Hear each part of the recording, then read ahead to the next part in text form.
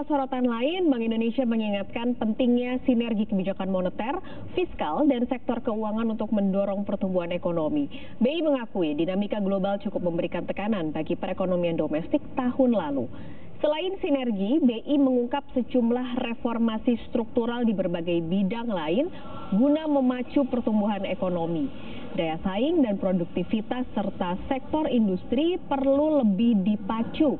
BI juga menggarisbawahi pengoptimalan ekonomi digital dan sumber pembiayaan ekonomi. Pemerintah menargetkan Indonesia bisa mencetak pertumbuhan ekonomi 5,3% tahun ini. Konsistensi kebijakan dan untuk terus menggarap sinergi kebijakan tadi, itulah kuncinya yang harus kita lakukan ke depan. Sinergi kebijakan moneter dan fiskal dan sektor keuangan untuk menjaga stabilitas makroekonomi dan sistem keuangan.